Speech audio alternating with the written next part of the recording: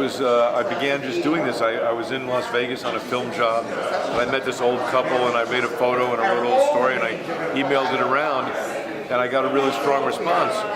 And so then I did another one, and another one, and it just started turning into something. This is like in 2002, and then I would send around some big movie poster that I shot, and the response was something like, well, nice poster, but we like the stories better. I jumped back about 10 years into the early 90s. I had just ended a relationship. I was kind of looking for something to do. Hello. And I became a volunteer in an AIDS hospice out in LA. And I met an artist who was HIV positive, and in her artist statement, she said, the more personal my expression, the more universal its meaning. In other words, like a lot of times in Hollywood, they try to put together formulas from the outside in, but her message was just be personal, just come from your heart, and people will connect with it.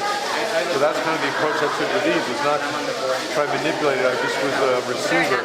Just very natural. So that's kind of, I just found that just by telling the stories, these personal stories, really resonated with people. So that's hence why Honey has had such amazing success. Well, yeah, same thing really.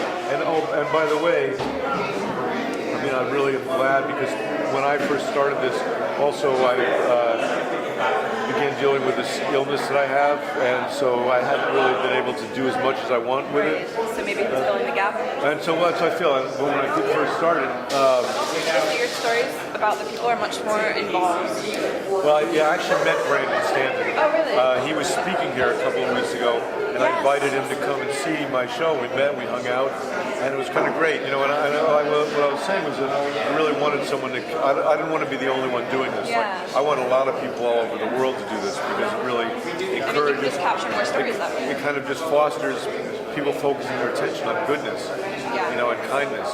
So I'm really glad that he's doing what he's doing. I'm glad that it took off. We hung out, and you know, he kind of came to me. He's kind of honing his approach to things. So he doesn't now more of his approach is like he doesn't name the people, which I do, and he doesn't really interject himself in it. He kind of just lets them do the speaking. It's totally objective. But it's good. I mean, it's really good. It's a different approach. Yeah, it's a different approach, but it's kind of the same thing. Yeah, same concept. So yeah. So are you an artist? No, actually, I'm a writer. Oh, well, that's an artist. What yeah, do you, kind of. But I write for Business Insider newspaper. So yeah, all I hear all day is bad news. So. Yeah, I know, right? Yeah.